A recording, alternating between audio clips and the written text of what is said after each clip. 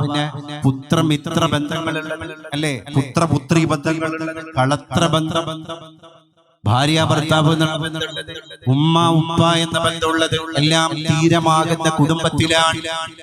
നമ്മളൊക്കെ മനസ്സിലാക്കേണ്ടത് നമ്മുടെ ജീവിതത്തിന്റെ തീരം അത് കുടുംബമാണ്. ഇപ്പൊ വിഴിഞ്ഞം പോർട്ട്, വിഴിഞ്ഞം തുറമുഖം, അവിടേക്ക് ഒരുപാട് രാജ്യങ്ങളുടെ കപ്പൽ വരും. ലോജിസ്റ്റിക്കിന്റെ ഭാഗമായിട്ട് ഇമ്പോർട്ട് ചെയ്യും, എക്സ്പോർട്ട് ചെയ്യും. ഇവിടുന്ന് കുറെ ചരക്ക് കണ്ടെയ്നറിലാക്കിയിട്ട് ഷിപ്പ് അങ്ങോട്ട് കൊണ്ടുപോകും. ചൈനയിലേക്ക് പോകും, റഷ്യയിലേക്ക് പോകും, ജപ്പാനിലേക്ക് പോകും. അവിടെയുള്ള കണ്ടെയ്നറുകളിൽ കടത്തിയിട്ട് അവിടുത്തെ സാധന സാമഗ്രികൾ ഇങ്ങോട്ട് ഇമ്പോർട്ട് ചെയ്യും. എല്ലാം ഉണ്ടാകും. പക്ഷേ ഏത് കപ്പൽ വന്നാലും പോയാലും നങ്കൂരമിട്ടാലും തിരിച്ചു പോയാലും തീരം അവിടെ തന്നെ കാണും.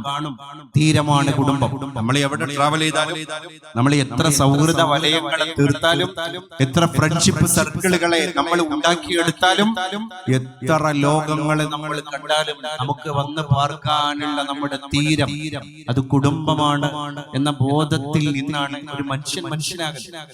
പലപ്പോഴും കുടുംബം മറക്കുമ്പോഴാണ് പല ആളുകളും ആസക്തികളിലേക്ക് കടന്നു പോകുന്നത്. ദുഷിച്ച സൗഹൃദങ്ങളിൽ പെട്ട് ആ ട്രാപ്പിൽ കുടുങ്ങിയിട്ട് കള്ളുകുടിയന്മാരായി തീർന്ന ആളുകൾ അവസാനം നല്ല കുറ്റബോധത്തിന്റെ പുറത്ത് കൗൺസിലിംഗ് കിട്ടി ഡി അഡിക്ഷൻ സെന്ററിൽ പോയി ഒരു മനുഷ്യനായി തിരിച്ചു വരുമ്പോ കണ്ണീരും കൈലേസുമായിട്ട് അവർ പിറുപിറുക്കുന്ന വാക്കെന്താണ്? എന്റെ തീരം നഷ്ടപ്പെട്ടപ്പോ ഞാൻ കയത്തിൽ പോയി മുങ്ങി.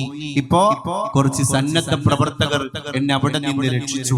ഒരു തീരം തിരിച്ചു കിട്ടിയ പ്രതീതി ആ ഡി അഡിക്ഷൻ സെന്ററിൽ പോയി തിരിച്ചു വന്ന മനുഷ്യരുണ്ടാകാറുണ്ട്. അത് തുച്ഛം ആളുകൾ മാത്രം അതിൽ പെട്ടാല് പിന്നെ അങ്ങനെ ജീവിച്ചു മരിക്കുന്ന ശൈലിയാണ് ലഹരിയുടെ ലോകത്ത് സാർവത്രികമായിട്ട് നമ്മൾ കാണുന്നത് അല്ലെ. എത്ര സ്ഥലത്ത് ഈ അടുത്ത് പ്രദീപ് കുമാറിന്റെ ഒരു കവിത ഞാൻ വായിച്ചു. ആ കവിതയുടെ ശീർഷകം എന്താ അറിയോ? അച്ഛൻ കുടി നിർത്തിയപ്പോൾ. അപ്പൊ കുറെ കാലമായിട്ട് ഈ മക്കൾ ചെറുപ്പത്തിലെ കുടിച്ചു വരുന്ന ഒരു അച്ഛനെയാ കാണുന്നത്. അതെങ്ങനെ പിറുപിറുത്തു വരും, അയൽവാസികളോട് തെറി പറയും, നാട്ടുകാരോട് തെറി പറയും. പക്ഷെ അയൽവാസികളൊക്കെ അദ്ദേഹം വരുന്ന സമയമാകുമ്പോഴേക്ക് കഥ കടക്കും. കാരണം അതൊരു നിത്യവൃത്തിയായി, ആ നാട്ടിന്റെ സ്ഥിരം ഒരു ശീലമായി.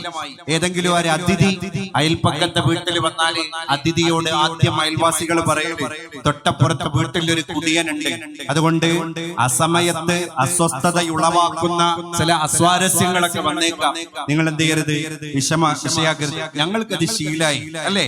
അവർ കുടിയനെ കൊണ്ട് ആ കുടുംബവും ആ പ്രിയതമയും ആ മക്കളും എത്രമേൽ മാനം കെടുകയാണ് നാട്ടുകാരുടെ മുമ്പിൽ, പുറത്താളുകളുടെ മുമ്പിൽ അല്ലേ. അതുകൊണ്ട് ഒരു കുടിയൻ എന്ന് പറയുന്നത് ഒരു കുടുംബത്തിന്റെ തന്നെ തീരാ ശാപമാണ്. അങ്ങനെ 5-8 വർഷം മുഴുകുടിയനായി ജീവിച്ച അച്ഛനെ നാട്ടിലെ സന്നദ്ധ പ്രവർത്തകരൊക്കെ